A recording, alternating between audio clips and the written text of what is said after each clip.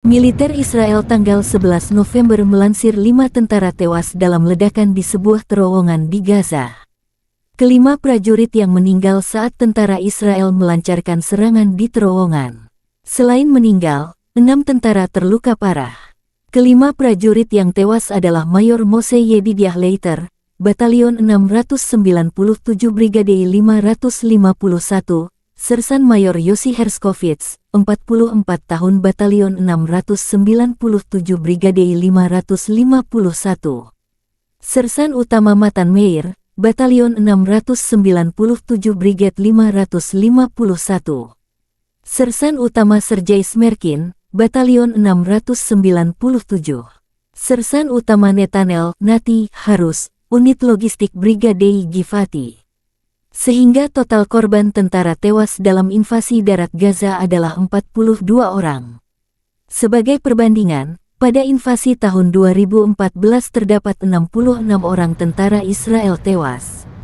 Terpisah, Perdana Menteri Israel Benyamin Netanyahu kembali menegaskan perang tidak akan berhenti sampai Hamas dibasmi ke akar-akarnya. Dalam pernyataan resmi di TV tanggal 11 November, Netanyahu menepis semua upaya gencatan senjata dengan Hamas hanya aman memberi kesempatan musuh membangun ulang pasukannya. Di Gaza, total korban meninggal 11.078 orang termasuk 4.506 anak-anak dan 27.490 terluka. Di tepi barat, 183 meninggal dan 2.400 terluka. Sementara dari Israel, total 1.405 meninggal dan 5.600 terluka sejak awal perang tanggal 7 Oktober, belum termasuk 246 tawanan yang dibawa Hamas.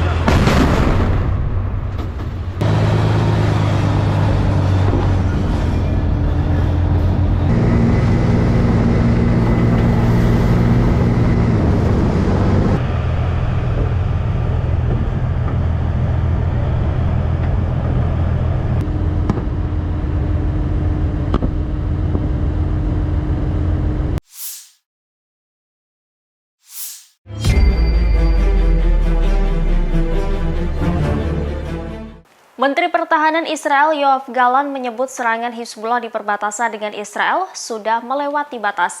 Dia pun memperingatkan Lebanon akan senasib dengan Gaza jika Hizbullah tidak menghentikan agresinya.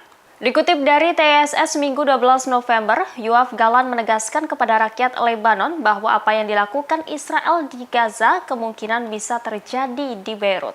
Menurutnya, tindakan pejuang Hizbullah kini lebih dari sekedar provokasi kecil. Pasukan Israel, kata Gallant, akan memberikan respon kasar yang mengakibatkan kerugian di barisan Hizbullah. Dia mengklaim militer Israel dalam keadaan siaga penuh, siap menangkis setiap serangan dan siap untuk segala kemungkinan.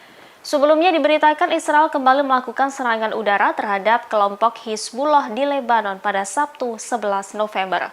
IDF mengklaim telah menyerang sejumlah infrastruktur yang dipakai Hizbullah. Selain itu, IDF juga menyerang peluncur yang biasa digunakan Hizbullah untuk menembakkan rudal ke Israel. Sebagaimana diketahui, serangan lintas batas antara Israel dengan Hizbullah terus terjadi. Hizbullah di Lebanon menegaskan akan terus menyerang Israel jika negara Yahudi tersebut tidak berhenti membombardir Gaza, Palestina. Pemimpin Hizbullah menyatakan kelompoknya telah terlibat peperangan dengan Israel pada 8 Oktober atau sehari setelah Hamas melancarkan serangan ke Israel. Pasukan pertahanan Israel IDF semakin dekat mengarah ke rumah sakit Al-Quds di Gaza pada Sabtu 11 November 2023. Bulan Sabit Merah Palestina (PRCS) melaporkan tank Israel hanya berjarak 20 meter dari rumah sakit Al-Quds. IDF dilaporkan mulai menembak langsung ke rumah sakit tersebut. PRCS mengatakan penembakan ini menimbulkan kepanikan dan ketakutan yang luar biasa di antara 14.000 pengungsi. Lampu di rumah sakit tersebut padam, sehingga berdasarkan video yang dirilis Bulan Sabit Merah Palestina, tim medis bekerja di bawah penerangan senter. Setidaknya ada 4 rumah sakit di Gaza yang diblok tank-tank Israel. Rumah sakit Al-Quds di kota Gaza sejak Kamis 9 November juga telah menutup sebagian besar layanannya. Hal tersebut lantaran habisnya pasokan bahan bakar. Rumah sakit Al-Quds disebut menahan pemboman yang dilakukan Israel di sekitar kompleks medis sejak Minggu pekan lalu waktu setempat. Rumah sakit tersebut terletak di lingkungan Tal Al-Ahwa, maksud kami Tal Al-Hawa, dan dijalankan oleh masyarakat Bulan Sabit Merah Palestina (PRCS). Organisasi tersebut mengatakan pihaknya terpaksa menghentikan sebagian besar layanannya. Hal ini dilakukan untuk menjatah penggunaan bahan bakar. Bukan hanya Al-Quds, rumah sakit Al-Shifa di Gaza juga dikepung drone hingga tank-tank Israel sejak Jumat 10 November 2023 malam waktu setempat. Pengepungan ini membuat kompleks rumah sakit Al-Shifa dalam kondisi terisolasi total dari dunia luar. Direktur Kementerian Kesehatan Jalur Gaza Palestina, Monir Al-Barsh, mengatakan benda gerak apapun di sekitar rumah sakit Al-Shifa bakal menjadi target tambahan. Maksud kami target tembakan Israel. Pertempuran sengit di sekeliling kompleks rumah sakit Al-Shifa membuat petugas medis hingga pasien tak bisa keluar masuk ke rumah sakit. Hal ini menyebabkan semakin banyak pasien tak tertolong dan meregang nyawa. Setidaknya 11.078 warga Palestina telah tewas dalam serangan Israel di Gaza sejak 7 Oktober lalu.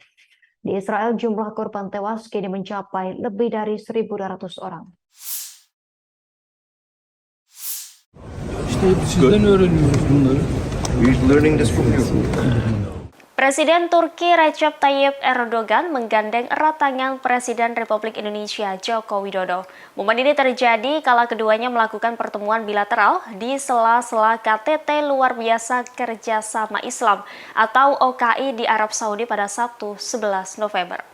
Melalui akun YouTube Sekretariat Presiden, pemimpin tertinggi di Turki itu tampak harmonis dan akrab dengan Presiden Republik Indonesia.